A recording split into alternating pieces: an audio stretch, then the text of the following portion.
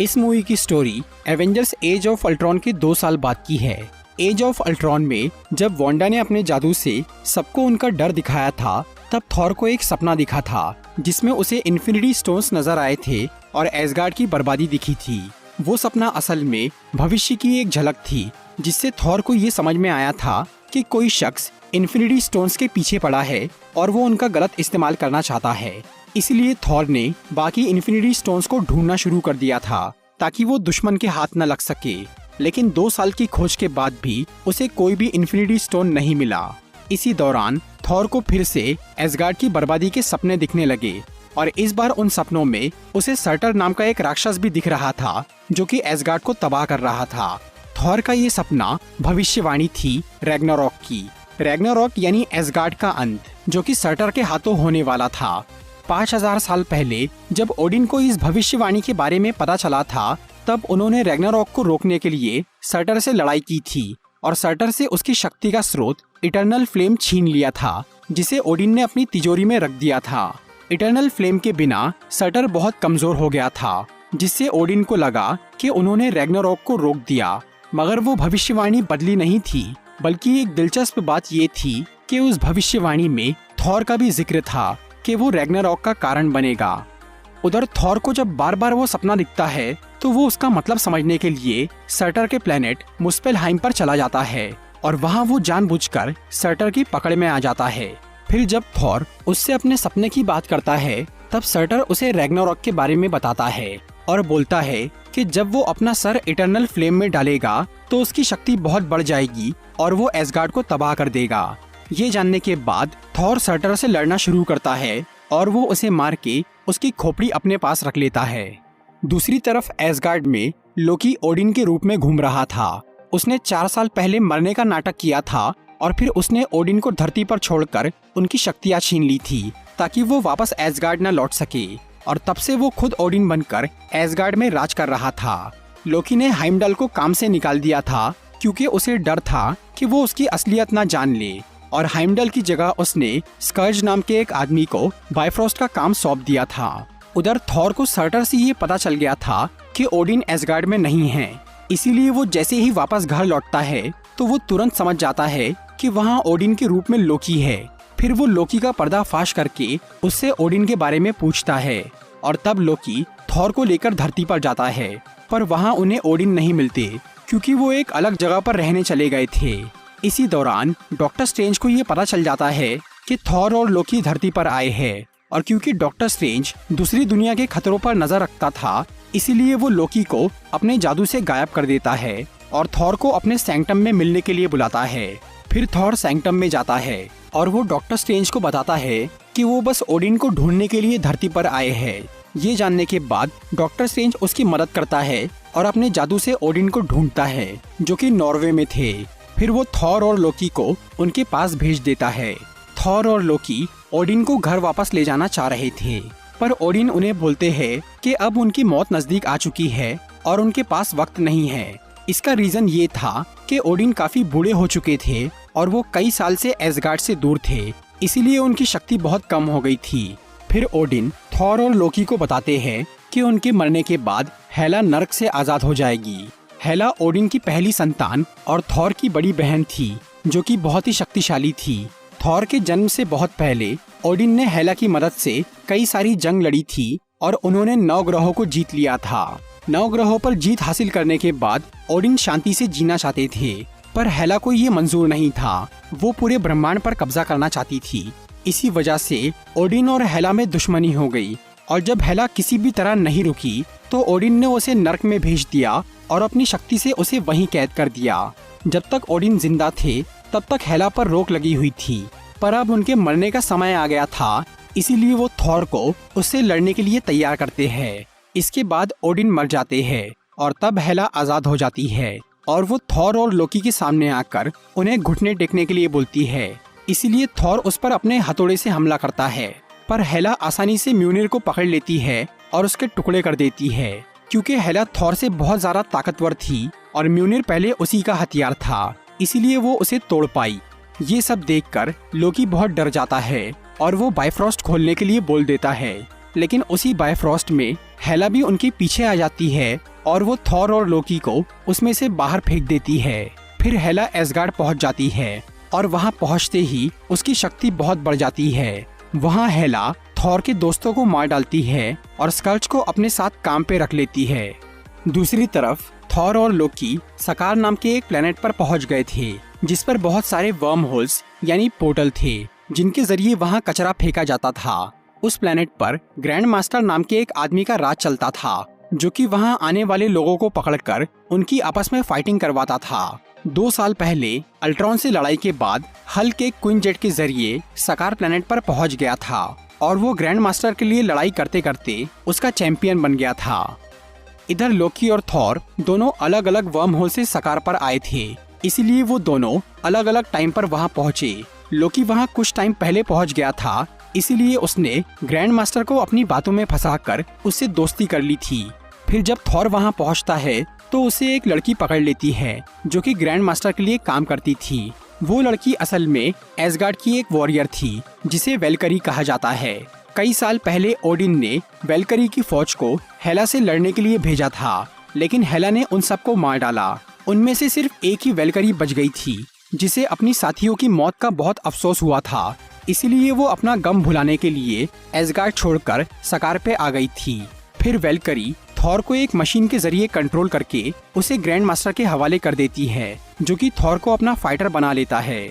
दूसरी तरफ हेला जब एसगार्ड में अपनी हुकूमत शुरू करती है तो वहाँ की आर्मी उसका विरोध करती है, इसीलिए हेला उन सबको मार डालती है।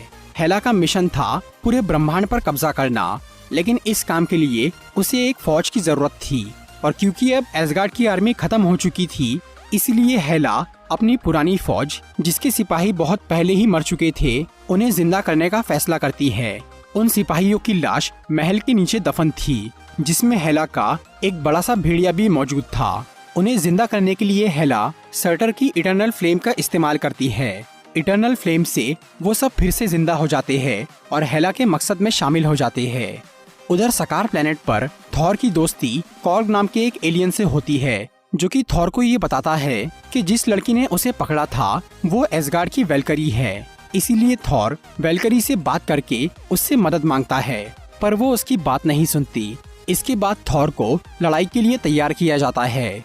फिर जब थॉर लड़ाई के मैदान में पहुंचता है तो वहां वो हल्क को देखकर बहुत खुश हो जाता है और वो उससे बात करने की कोशिश करता है, लेकिन हल्क अब उस जगह का चैंपियन बन चुका था, इसीलिए वो थॉर की बातों पर ध्यान नहीं देता। वो बस उसे हराकर वहां का चैंपियन बना रहना चाहता था, इसीलिए वो थॉर पर हमला करने लगता है। फिर थॉर भी उससे लड़ना शुरू करता है।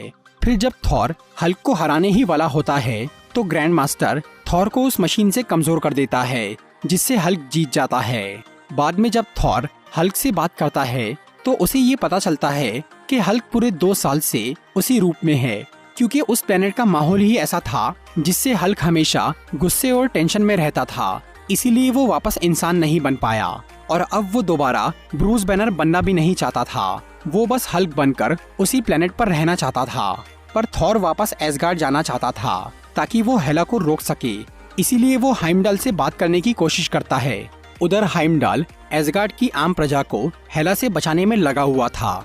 इसके अलावा उसने बायफ्रॉस्ट की तलवार भी चुरा ली थी, जो कि असल में बायफ्रॉस्ट की चाबी थी, ताकि हेला एसगार्ड से बाहर न जा सके और ब्रह्मांड पर कब्जा न कर सके। फिर जब थॉर उससे बात करता है तो हाइमडाल उसे अपनी शक्ति से दिखाता है कि एसगार्ड में क्या चल रहा है, और वो थॉर को जल्द से जल्द एसगार्ड वापस पहुंचने के लिए बोलता है। इसीलिए थॉर एक बार फिर वेलकरी से बात करता है और उसे बताता है कि हेला वापस आ गई है, पर वो इस बार भी उसकी बात नहीं सुनती। और तब थॉर वेलकरी से वो मशीन छीन लेता है जिससे वो उसे काबू कर रही थी। फिर वो उस जगह से बाहर निकलकर उस क्वीन जेट तक जाता है जिससे हल्क सकार पर पहुंचा था, और वो उस क्वीन जेट से वहां से भागने की कोशिश करता है, लेकिन तभी हल्क वहां आकर उस क्वीन जेट को तबाह करने लगता है, क्योंकि वो नहीं चाहता था कि थॉर उसे छोड़कर जाए। और तब थॉर हल्क को रोकने के लिए नताशा की वीडियो रिकॉर्डिंग चालू कर देता है, जिसे देखकर हल्क इमोशनल हो जाता है और वो वापस ब्रूस बैनर बन जाता है। फिर जब थॉर ब्रूस को समझाता है कि वो दोनों कैसे उस प्लेनेट पर पहुंचे और उनके साथ क्या क्या हुआ, ये सब सुनकर ब्रूस बहुत डर जाता है, क्योंकि उसे लग रहा था कि हल्क उस पर हावी हो रहा है। और अब अगर वो दोबारा हल्क बना तो वो कभी इंसान नहीं बन पाएगा। फिर थॉर ब्रूस को लेकर वहाँ से निकलने की तैयारी करता है। उधर ग्रैंड मास्टर को ये पता चल गया था कि उसके 2 फाइटर यानी थॉर और हल्क वहाँ से भाग गए हैं, इसीलिए वो वेलकरी और लोकी को उन्हें ढूंढने भेजता है। तभी अचानक लोकी को भी ये पता चल जाता है कि वो लड़की एसगार्ड की वेलकरी है, इसीलिए वो अपनी शक्ति से उसे उसकी पुरानी मेमोरी दिखाता है जिसमें वो हेला से हार गई थी। ये देखने के बाद वेलकरी भी हेला से बदला लेने का फैसला करती है। फिर वो लोकी को कैद करके थॉर और ब्रूस से मिलती है और उन्हें अपने घर पे ले जाती है। वहाँ वो सब सकार से निकलने का प्लान बनाते हैं जिसमें लोकी भी शामिल हो जाता है। फिर थॉर और लोकी ग्रैंड मास्टर का स्पेसशिप चुराने जाते हैं, लेकिन वहाँ लोकी थॉर को धोखा देकर उसे ग्रैंड मास्टर के हवाले करने की कोशिश करता है, पर थॉर उसे वेलकरी की उस मशीन से शॉक देकर उसे वहीं छोड़कर चला जाता है। दूसरी तरफ वेलकरी सकार के सभी कैदियों को आजाद करके उनसे बगावत शुरू करवा देती है ताकि ग्रैंड मास्टर उन्हें रोकने में बिजी हो जाए। फिर थॉर, ब्रूस और वेलकरी उस स्पेसशिप से एक बड़े वर्म होल में घुसते हैं और एसगार्ड के सफर पर निकल जाते हैं। उधर कॉर्ग और बाकी के फाइटर्स लोकी से मिलकर उसे आजाद कर देते हैं। फिर लोकी उन सब का लीडर बन जाता है और वो उन्हें एक स्पेसशिप में बिठाकर एसगार्ड के लिए रवाना हो जाता है। दूसरी तरफ हेला बायफ्रॉस्ट की तलवार हासिल करने के लिए एसगार्ड वासियों को मारने की तैयारी करती है और वो उस जगह तक पहुंच जाती है जहां हाइमडल ने सभी लोगों को छुपा के रखा था। लेकिन उसी वक्त थॉर और उसके साथी एसगार्ड में आ जाते हैं और फिर थॉर हेला से मिलकर उससे लड़ना शुरू कर देता है। उधर हाइमडल सभी लोगों को एसगार्ड से बाहर निकालने की कोशिश कर रहा था, लेकिन स्कर्ज और उसकी आर्मी ने उनका रास्ता रोक दिया था। तभी ब्रूस बैनर फिर से हल्क बन जाता है और वो उस भेड़िए से लड़ना शुरू करता है। फिर लोकी भी सकार के लोगों के साथ वहां आ जाता है और वो सब मिलकर हेला की फौज से लड़ते हैं। दूसरी तरफ थॉर हेला से हारने लगता है और हेला उसकी एक आग भी फोड़ देती है। थॉर को लग रहा था कि वो बिना हथियार के हेला को नहीं हरा सकता, लेकिन तभी अचानक उसे ओडिन का सपना दिखता है जिसमें ओडिन उसे समझाते हैं कि वो बिना हथियार के भी बहुत शक्तिशाली है। इसके अलावा वो थॉर को बोलते हैं कि एसगार्ड को बचाना उतना जरूरी नहीं है, बल्कि वहाँ के लोगों को बचाना ज्यादा जरूरी है। ये सब सुनकर थॉर का हौसला बहुत बढ़ जाता है और वो हेला से लड़ने के लिए अपनी पूरी शक्ति लगा देता है, लेकिन हेला पर उसका कोई खास असर नहीं होता। फिर थॉर हेला की आर्मी से लड़कर एसगार्ड वासियों को वहाँ से निकालने की कोशिश करता है, पर हेला उनके स्पेसशिप को रोक देती है। लेकिन तभी स्कर्ज पछतावे की वजह से हेला का साथ छोड़ देता है और वो उस स्पेसशिप को हेला की पकड़ से छुड़वा के उसकी आर्मी से लड़ना शुरू करता है, लेकिन फिर हेला स्कर्ज को मार डालती है। उधर थॉर को ये समझ में आता है कि हेला को रोकने का एक ही तरीका है और वो है रैग्नारॉक, क्योंकि हेला की शक्ति एसगार्ड से थी और जब तक एसगार्ड रहेगा तब तक वो कमजोर नहीं होगी। इसीलिए थॉर लोकी को बोलता है कि वो जाकर सर्टर की खोपड़ी को उस इटर्नल फ्लेम में डाल दे और तब लोकी ओडिन की तिजोरी में जाता है। वहाँ वो सबसे पहले टेसेरेक क्यूब चुराकर अपने पास रख लेता है। फिर वो सर्टर की खोपड़ी को इटर्नल फ्लेम में डाल देता है, जिससे सर्टर जिंदा हो जाता है और वो बहुत बड़ा बनकर एसगार्ड को तबाह करना शुरू करता है। तभी थॉर, वेलकरी, हल्क और लोकी उस स्पेसशिप से सभी एसगार्ड वासियों के साथ वहाँ से निकल जाते हैं। फिर हेला सर्टर को रोकने की कोशिश करती है, पर सर्टर उसे मार डालता है और वो पूरे एसगार्ड को बर्बाद कर देता है। इसके बाद थॉर एसगार्ड के लोगों और सकार के कुछ एलियंस के साथ स्पेस में निकल जाता है और अब सब लोग थॉर को अपना नया राजा मान लेते हैं। और क्योंकि ओडिन ने थॉर से कहा था कि वो नॉर्वे में नया एसगार्ड बसाए, इसीलिए वो सबको लेकर पृथ्वी की ओर निकल पड़ता है। मूवी के मिड क्रेडिट सीन में हमें दिखता है कि जब थॉर अपने साथियों के साथ पृथ्वी की तरफ जा रहा था, तभी उनके स्पेसशिप के सामने एक बहुत बड़ा स्पेसशिप आ जाता है जो कि थैनोस का जहाज था। थैनोस इन्फिनिटी स्टोन्स की खोज में निकला था और वो स्पेस स्टोन लेने के लिए एसगार्ड वालों का पीछा करते हुए उनके स्पेसशिप तक पहुंच गया था, क्योंकि स्पेस स्टोन जो कि टेसेरेक क्यूब के अंदर था वो अब लोकी के पास था। तो दोस्तों, ये थी थॉर रैग्नारॉक मूवी की एक्सप्लेनेशन वीडियो।